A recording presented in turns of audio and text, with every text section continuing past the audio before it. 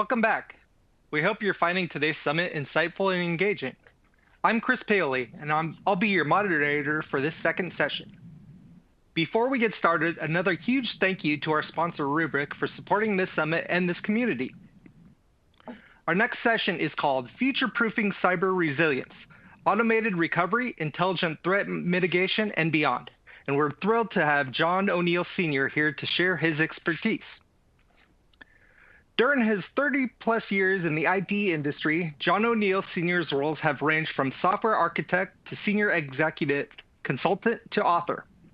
He's been involved in everything from multinational networking, messaging, and communications projects to ERP, HRIS, and security operations. He's a 6-time recipient of the Microsoft MVP Award, including an MVP in security, has developed technology training coursework, and written numerous books and articles. The floor is yours, John. Thank you so much, Chris. I appreciate that great introduction, and I appreciate being here with everyone. This is one of my favorite things to do, is to get together with other IT pros and stakeholders and talk about the challenges that are in front of us, the lessons learned from behind us, and to kind of take it to the next level with each other. So with that, let me go ahead and jump into a quick little overview of what we're going to cover in this session. We're going to talk a bit about the current cyber threat landscape. We have data, for instance, from the 2024 IBM security report that shows that there's been a 94% increase in sophisticated attacks. And we'll talk about what that means in a little bit. We have the evolution of automated recovery systems to dive into. For instance, companies such as Morgan Stanley are really achieving high levels of recovery success using automated systems. Some data shows that they have up to 99.99% success, which is, great. Almost unbelievable, but awesome. We're going to look at our intelligent threat detection and response systems and techniques, policies, procedures, all that kind of thing. Of course, we've got to touch on zero trust.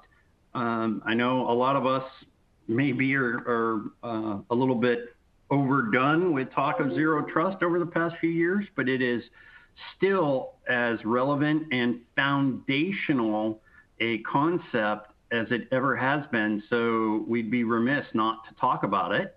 And, just looking at things like Microsoft's own implementation of a ZTA, they have reduced their breach impact by their data by 95%. So, we're not talking a little bit here. We're talking almost all. And that's great. And then, of course, we're going to get into artificial intelligence powered security operations. So AI and ML, machine learning.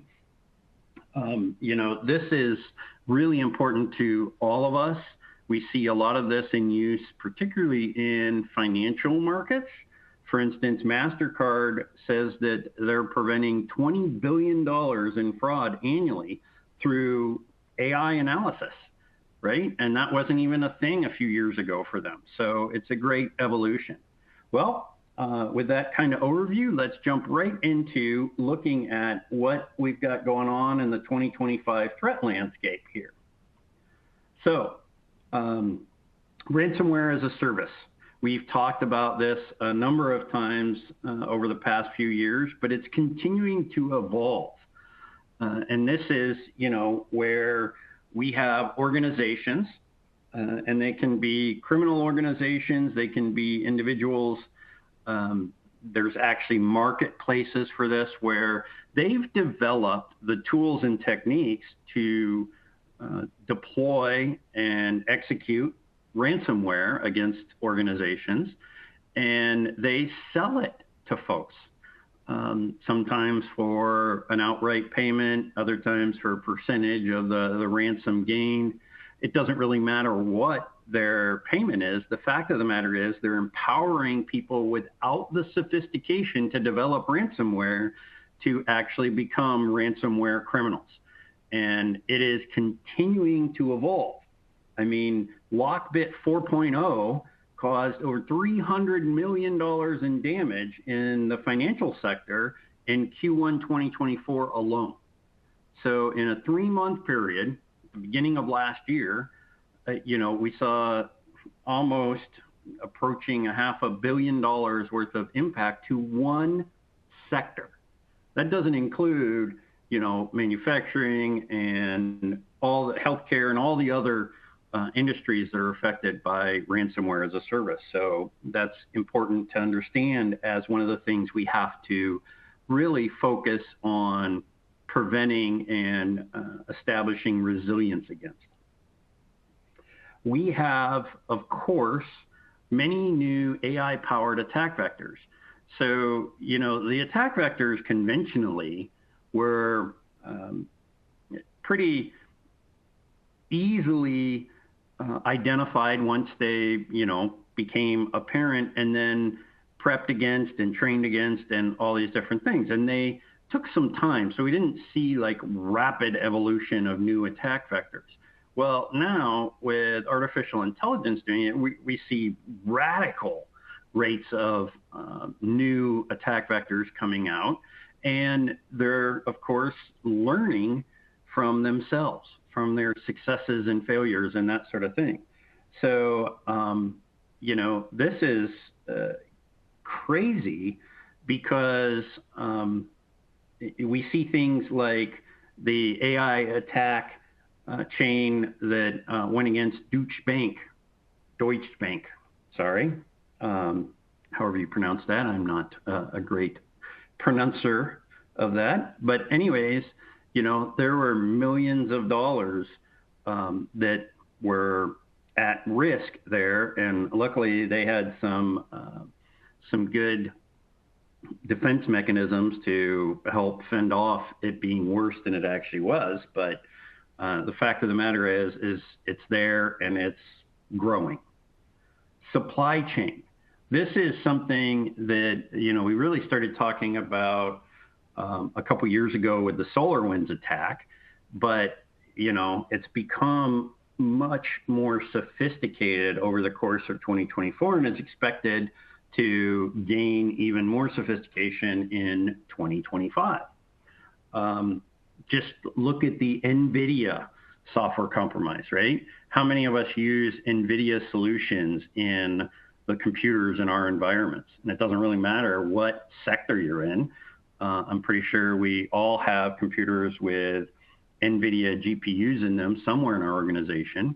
And, that compromise affected over 2 million GPUs worldwide. So, crazy numbers of GPUs in all different sectors affected by this supply chain attack.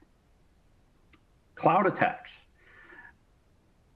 More and more organizations are expanding their hybrid infrastructures, architectures.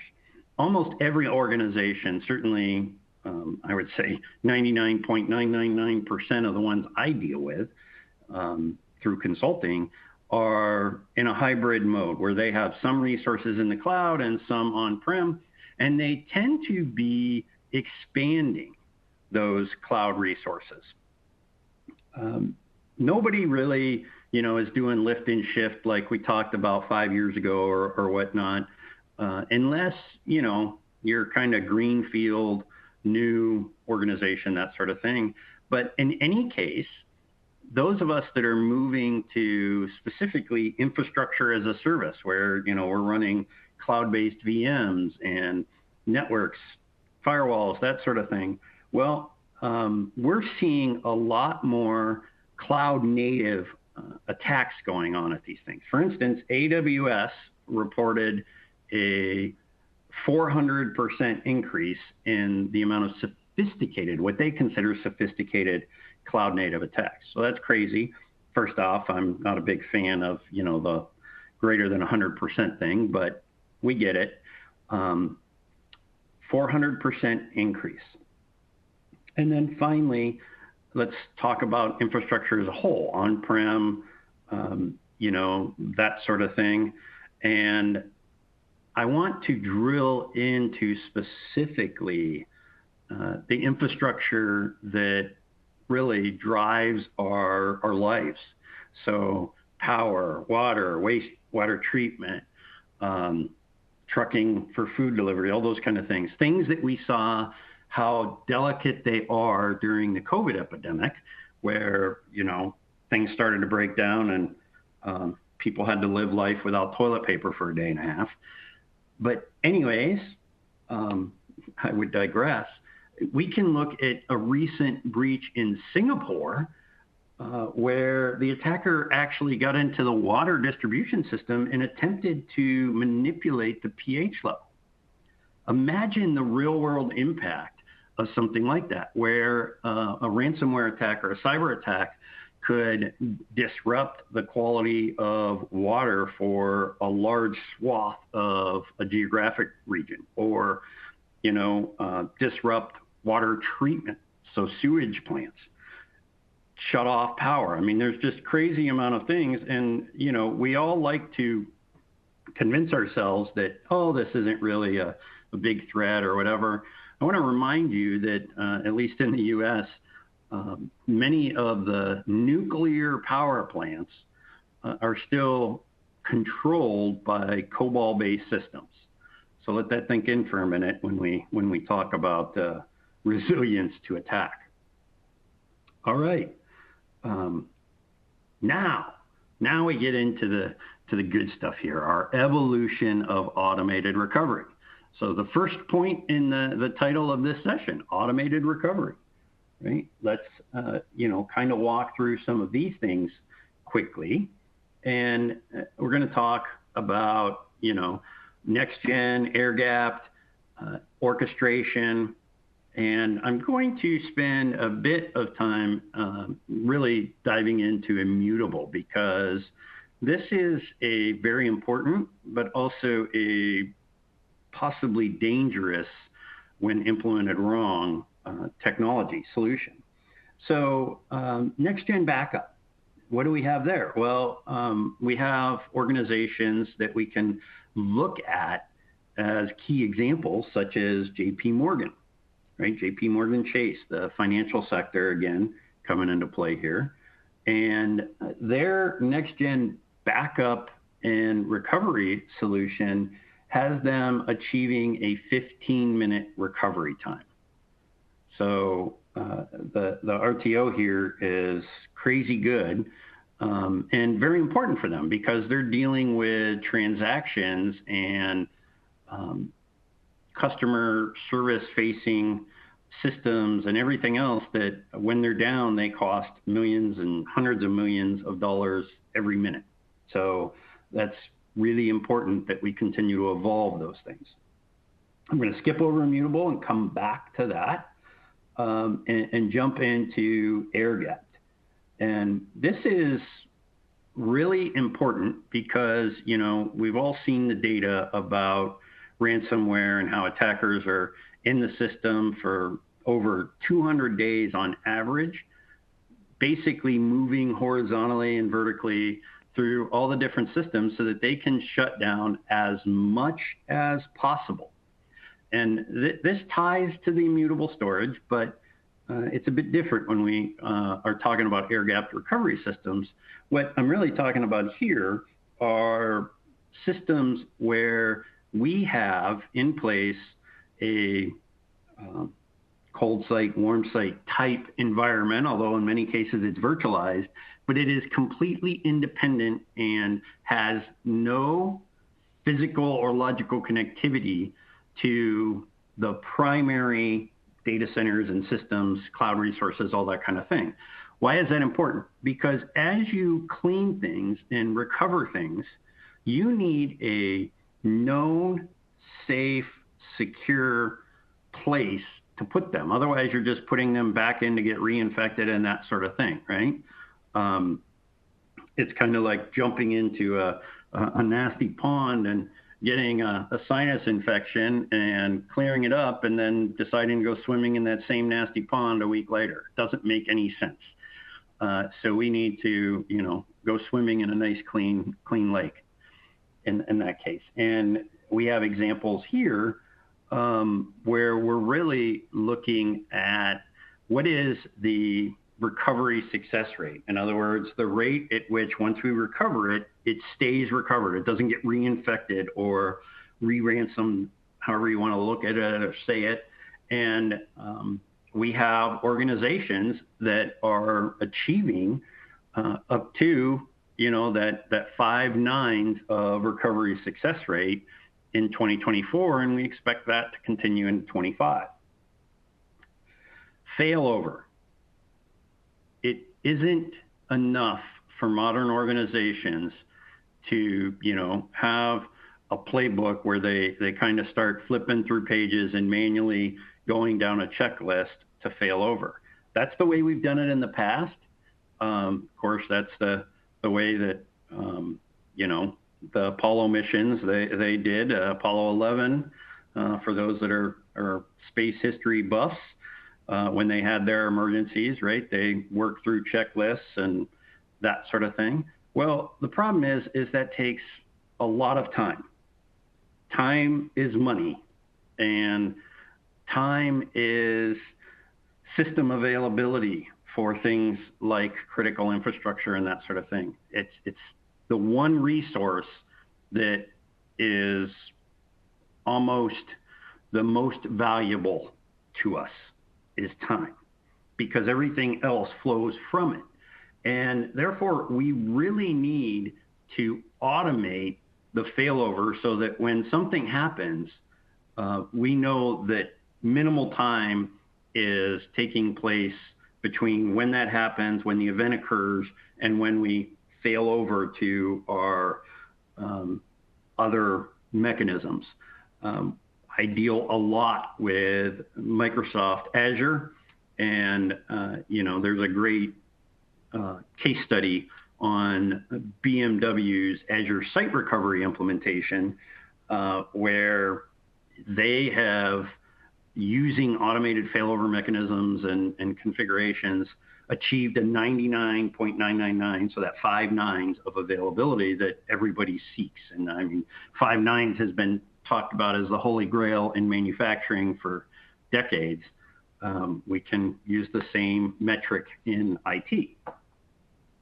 Orchestration, so, making sure that we predefine what is going to take place with our recovery, and AI gets involved here where we can add artificial intelligence to the intelligence that we're providing the system and really cut down on our recovery time. And when I say cut down, I don't mean, improve by 10% or 15%. I'm talking 80, 85, 90% improvement in recovery times. So now back to that immutable storage.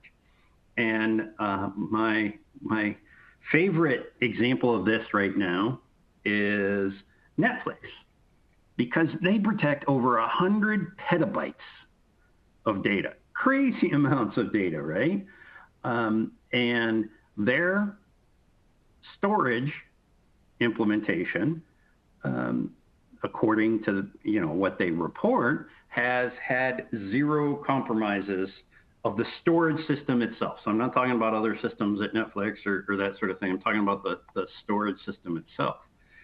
And we're going to talk more about the details of immutability later. And again, why I say some of it's risky, but for those of you that are unfamiliar, the term immutable simply means non-changeable, right? So it's something that ransomware attackers, doesn't matter, they can't change it because it is protected from change. Simple enough to say, but hard to accomplish. How about those AI-powered attack vectors that we mentioned? Let's talk quickly about some of what we're seeing. We have ML model poisonings. So where, Microsoft publishes a great digital defense report and other data. And, one of the things that they're focusing on model poisoning of is the compromising of facial recognition systems, so biometric systems. And, AI has been deployed heavily into passwordless and that sort of thing to make it easier for us to use biometrics and other technologies.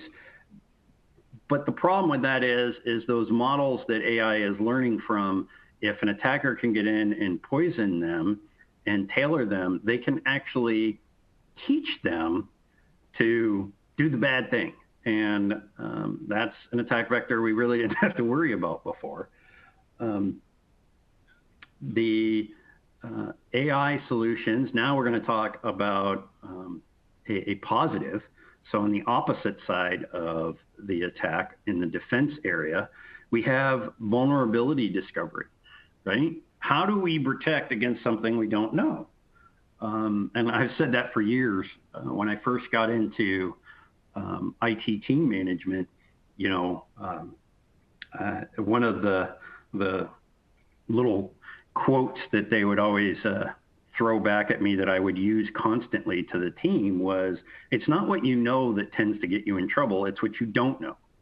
And they're like, that's great common sense. And I'm like, yeah, but we don't spend enough time trying to reduce what we don't know. And AI is really the game changer in this. For instance, Google's AI is finding 0 days 200% faster than previous human discovery. So that is really good, and it's increasing by the day. So as long as we can keep that on the upswing to where vulnerabilities are identified and remediated, obviously that's the second part of it, quicker than ever before, we reduce our exposure. And, we, good old social engineering, the, Kevin Mitnick era technique. A lot of people new in IT don't even know that name, but as one of the early hackers, his success was based in great part to social engineering, getting people to give him information they shouldn't give him. And unfortunately, AI has provided a huge boost to this.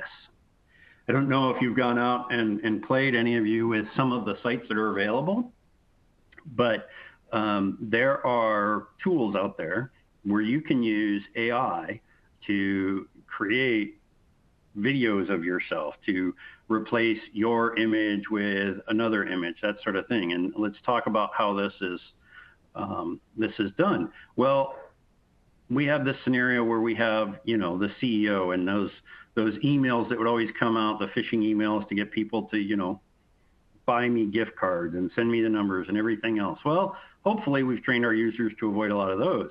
But if they actually get a call from the CEO with the CEO's voice telling them to do it, how many of them do you think are going to fall for that now?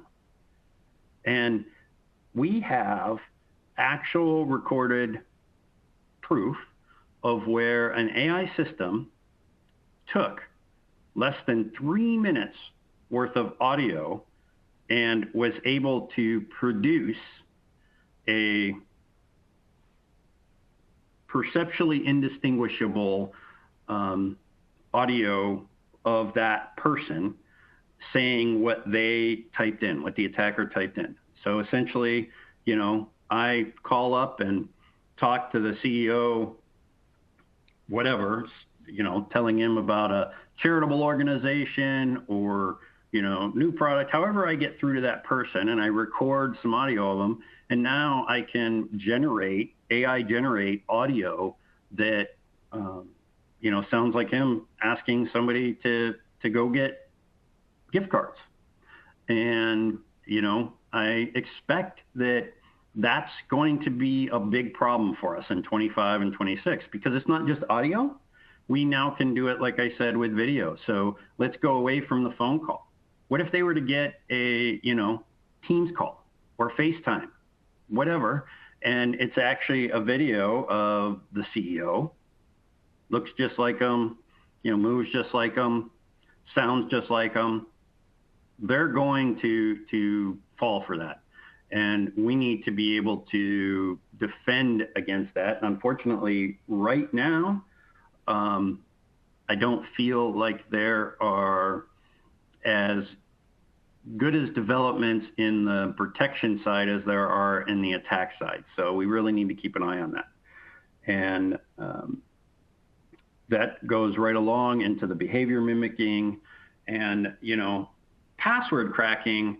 This is important to mention because we've long relied on encryption and all these different things about, hey, this prevents our password from being cracked or that sort of thing. We're going to use passphrases. We're going to use all this different kind of thing.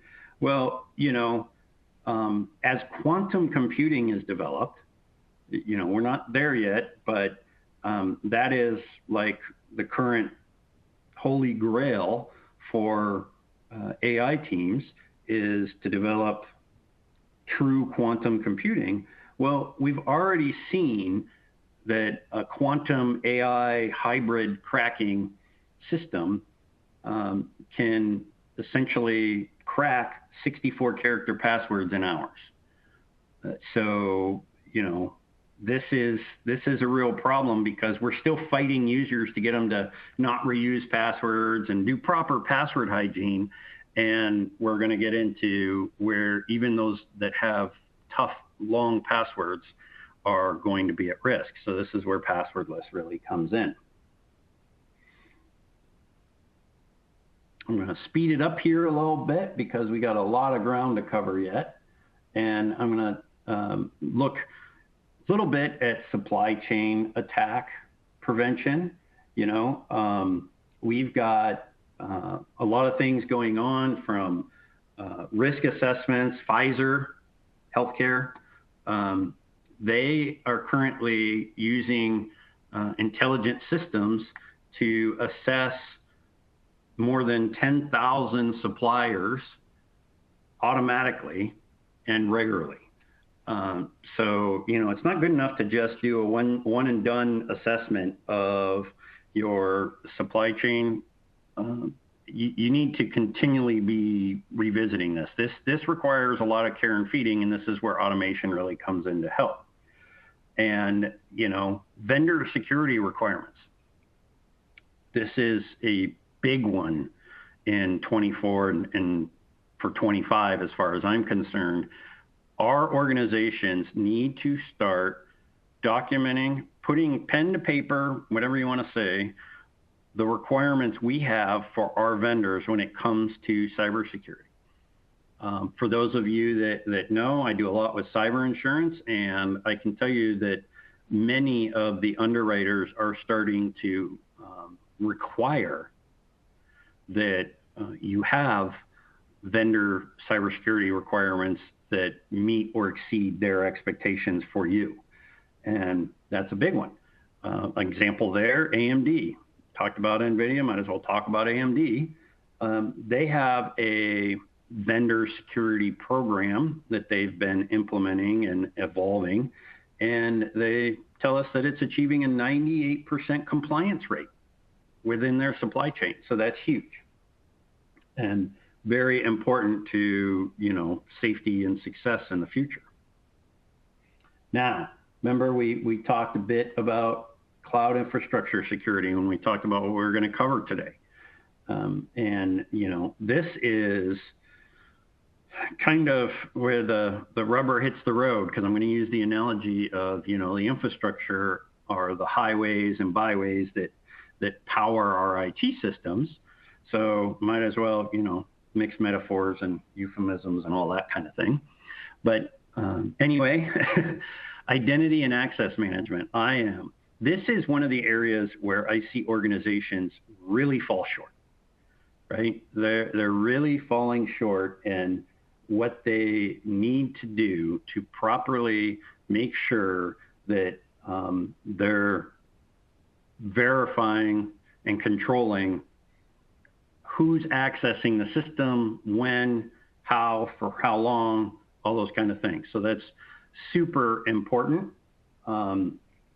And you need to, in many cases, use automated tools to help with this. That's the biggest complaint that I run into from orgs is, hey, we have tens of thousands of users. We just can't possibly be doing these recommendations. And my point is this is where automation comes in, right? Let's spend a little extra time creating the automation up front so that the repetitive task is then taken care of for us. So huge deal there. Multi-cloud. As I said, everybody continues to, work themselves towards moving more and more up into the cloud from their on-premise, these hybrid environments. Well, part of that, they're engaging multiple cloud providers, sometimes for resiliency, sometimes simply for economics, sometimes for performance. Doesn't really matter the reason why it's happening. So you need to implement data protection strategies and solutions that work across all the different providers, whether it be AWS, Google Cloud, Azure, whatever.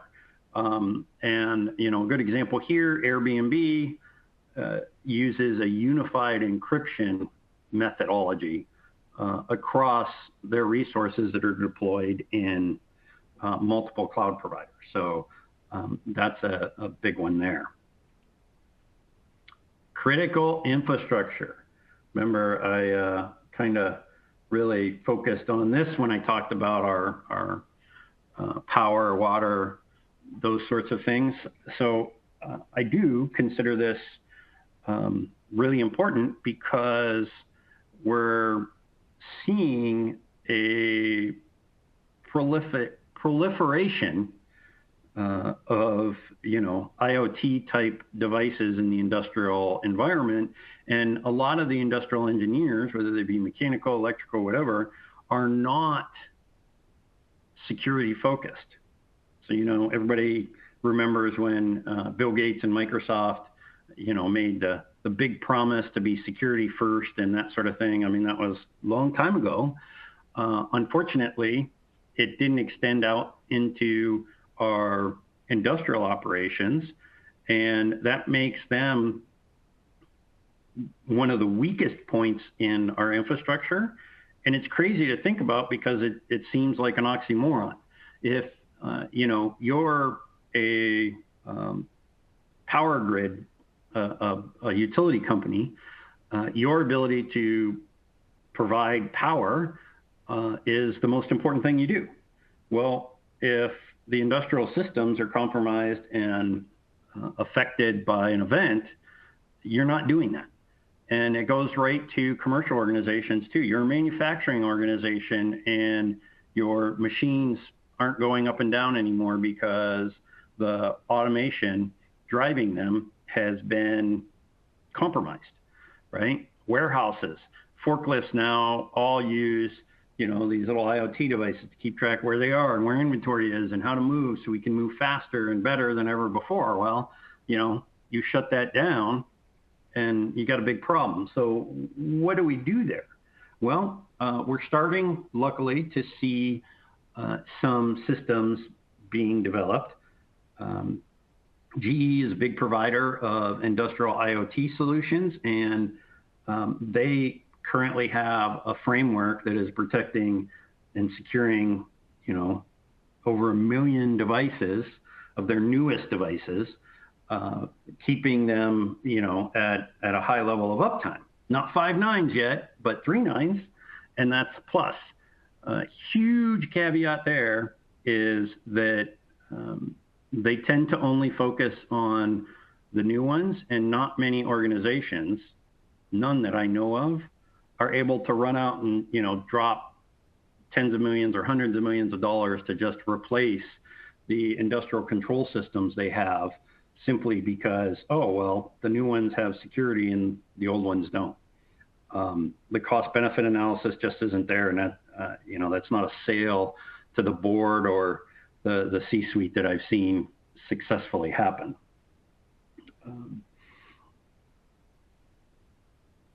Let's jump forward here and talk a bit about automated recovery fundamentals, and then some immutable storage and air gap protection. So automated recoveries. Of course, we have our recovery point and our recovery time objectives, RTO, RPO. Many, if not all of you, have probably heard those terms thrown around. They've been, a foundational part of every DR plan for the last 2 decades at least. And what do they really mean? Well, the recovery point is, typically defined as the amount of data that you can lose without a catastrophic loss or catastrophic impact to the organization. So, hey, if I lose more than 24 hours worth of data, I can't recover. Well, you better have less than a 24-hour RPO, because otherwise, what's the point? Recovery time is similar, but it deals with the time it takes you to recover that data. So let's say that our RPO is, I can't lose more than the last 12 hours worth of data. And, that represents 100 terabytes worth of data. Let's say it's some big amount like that. And our backup and recovery systems, only recover a terabyte an hour. We're never going to really get back up in time to avoid a catastrophe. And the recovery time is how long we can take to get that data back. And often it is much less than the RPO. So if we have a 24-hour RPO of data loss, so 1 day's worth of data I can lose, often the recovery time objective is, hey, you got to be back up in an hour because we're not serving customers until you're back up. So the RTO can be quite a bit, and usually is quite a bit less. Couple examples of these. We have financial sector examples. Amex is achieving what they claim to be 30-second RPO across their global operations. And when you say 30 seconds, heck, how do you even know about it in 30 seconds? It's automated. That's the benefit, right? Let's automate it. Let's power it with AI and watch the magic happen, right? And they're seeing that. Bank of America, on the other side, for the RTO, they've established a 5-minute RTO for their critical systems. So they've said, hey, we cannot be down longer than 5 minutes. So make sure that our systems are recoverable within that amount of time. And that's huge. Since I'm really hammering on the financial sector, as far as automation goes, since we've talked about how important that is, Visa has implemented orchestration to do 1,000+ daily recovery tests. So they're testing, right? Because we all know that a backup doesn't count unless it's been validated, tested. So if you're not doing test recoveries, test restores of your backup system, you might as well figure you don't have a backup system. Because I'm Irish, that's the O'Neill, and my Irish luck tells me that if there's a 50-50 chance that it'll be recoverable or not recoverable, that means I have a 99% chance of it not being recoverable. I don't tell people I don't have luck, it's just all bad. Immutable storage, here we are. This is what I really wanted to get into and talk about. How do we make these systems to where they're unchangeable? Well, We use technologies like Worm, write once, read many. So the media is able to be written to only one time, but then can be read back many, many, many, many times. This doesn't obviously work well for things that are rapidly changing, but things that are accessed and viewed and read more than they're changed. It's a great technology to use for that. It's a great technology to use for our backup systems. We have, blockchain-based storage. You see a lot of that again in the financial sector, where they have, billions of transaction records that they need to secure. And, you have a lot of solutions playing in this market space. So you really need to do due diligence on choosing the right one for you. But I do caution you against simply taking their word for it, right? Just because they say it's immutable, this is a trust but verify situation here. You need to go make sure that. And if they say it's software immutable, I have strong concerns over software immutability. I'm not saying I don't use them, but I'm cautiously optimistic about their implementation. Let's put it that way. Why is that? Well, if we think about all the attacks and the breaches that we're trying to prevent, they tend to all involve compromising software we didn't think was compromisable. And so what stops them from compromising the software that pretty much, creates the immutable storage? So this is where I really like to involve some level of true air gapping, and it can involve physical air gaps. So I have backup systems that are immutability is as straightforward as once every given time period, has to be within the RPO, obviously. A network port is enabled, a backup occurs, and then that network port is disabled when the backup is done, so that it is essentially physically air gapped. And there are levels of complexity here that can be used to create extra immutability. And what I mean by that is, hey, we know that a lot of ransomware attacks and that sort of thing, they're in the system for quite some time. So what do? Well, we have a redundant backup system that's on another network infrastructure, if you will. And the same kind of thing happens at a different schedule to move a copy of the backup from the primary backup system to the other backup system. So you've essentially got Sally ports like they use in prisons to move your backup data through. And it creates some good physical air gap implementations. And you see a lot of that in things that are involved in critical industries such as defense, healthcare, that area. We have logical air gap solutions. And, this is where we implement software to, essentially create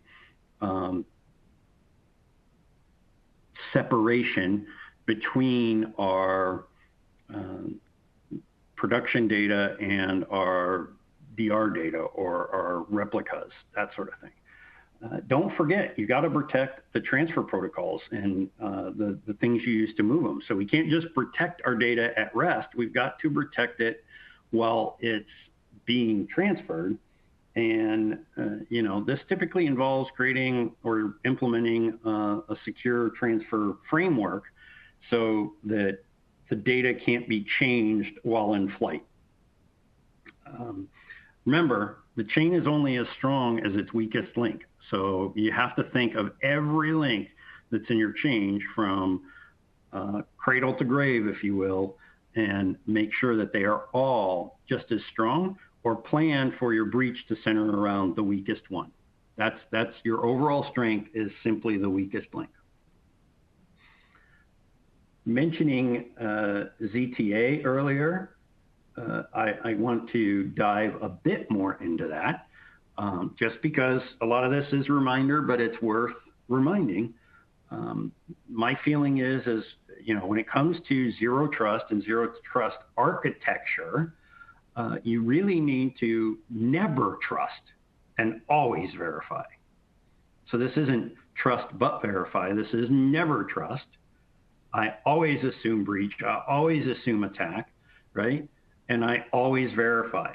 So whatever it is that's coming in, I validate it. I ensure that it is what it says it is and that it has the rights to do what it wants to do and that sort of thing. And that's, of course, where the principle of least privilege, or as I love to say, polyp, comes in. This is a super old concept, but it's one that many organizations I come across still fail miserably at.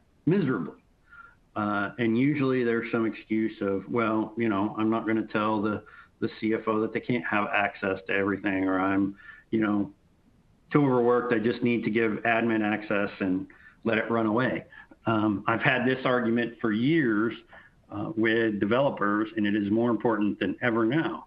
They say, oh, my app only runs with admin privileges. Remember that industrialized solution slide that we talked about? They're famous for this. Okay, it has to run as a user with admin rights. No, it doesn't. I guarantee you it does not have to run with admin rights. It does not need to be able to start and stop the bit service on my machine. And they go, what's the bit service? And I say, exactly. If you don't know what it is, you obviously don't need rights to it, which means you don't need admin rights. You don't need the right to do everything. The only reason you're saying that is because you haven't invested the time or resources to determine exactly what it is your application does need. And there are tools that help us do that now. Unfortunately, we have to take the burden on of doing that, where our vendors aren't necessarily doing it. And remember, we talked about having vendor security requirements. That's one of them that I often put in, and it's a standard they don't like, but I push them hard to agree to it, is that they will identify and document the true privileges that the solution they're providing me needs. Well, with that, I want to make sure we have time for a couple questions here. So I'm going to close it out and jump to the Q&A, and I'll ask Chris if he wants to throw a question, or would rather I just run down through them. Oh, no, I'm happy to pitch them to you, John. Thanks for the great talk so far. Yeah, let's get through a few questions here before our third session. Paul wants to know, what are the risks from data exfiltration through attacks on AI models and their data? So, great question. I'm really impressed, Paul. Thank you. There are a number of risks associated with the data exfiltration involved with AI. Sorry, I'm really running my mind through your question because there's so many different points to cover here. But, the one thing that I want to mention first is the rate of data exfiltration. Think about it. When you have an AI-powered attack, you are dealing with something that can make decisions, learn at unprecedented rates, like nothing a human could obviously do. Well, so they're also powering the movement of data, the identification of data, all of that kind of important protected asset that you have, and they can grab it much faster. And, I know your question dealt specifically with, hey, I have my own internal AI models that are learning our data and providing, AI chatbots to our users or customers or that sort of thing. And I'm getting to that. Just, anybody that knows me knows I have to take the long way. It's a character flaw. When we look at that and we implement these systems, and I help a lot of organizations implement AI, as it's implemented, it becomes relied on much faster than you expect. So when you put a system in place and it's good, people start using it. And once they see what it can do, they push it and they see what it can do beyond what they thought it could do, and so on and so forth. Well, that means that they're plugging a lot of key information into the model that's making this thing so powerful for them. And this is one of the reasons why, for instance, Microsoft's 365 Copilot, their pro version, their paid, I shouldn't say paid because there's a non-pro version that's paid, but we'll say their pro version involves creating a model that uses your data, your SharePoint resources and that sort of thing, but never sends it up to the web. So it's never exposed there because, it's bad enough to think about exfiltrating that critical data from your on-prem or cloud-based, but your private stuff to, hey, it's in a public environment, and now I got to worry about that environment being assaulted and extracted, and that is something to think about, obviously. We always have to play the bad guy in our mind, and essentially we're red teaming in our own thoughts. And when we implement new technologies to enhance the operations of our organization, we really need to, make sure we're thinking about how they could be used against us. So thanks again for that question, Paul. Yeah, that was a great question that took most of our Q&A time. Let's see if we can get one or two more questions in here. Given the rise in quantum computing capabilities, how should organizations prepare their encryption and key management systems to be quantum resistant? Wow. That is... Delve into your crystal ball on this one. Right? That's you really got me there. That's a good one. So I have to reread that question because there's a lot in that. And there we are. So the advice here to keep it kind of the TLDR version is that there are a number of papers and points that say, hey, this is what we expect to see in quantum computing over the next few years and that sort of thing, as far as what encryption levels you should be using and security techniques like passwordless, that sort of thing. You need to look at those and make sure you're trying to stay on the front of that curve, if you will. So, we mentioned that they're already proving that they can crack 64-character passwords. Now would be a good time to be implementing passwordless and other technologies to get in front of that. With that, that's all the time we have for Q&As. Thanks for the great talk, John. Hey, it was really my pleasure, Chris. Thanks for letting me come in and be part of these great summits. I really appreciate it. Everybody have a great day.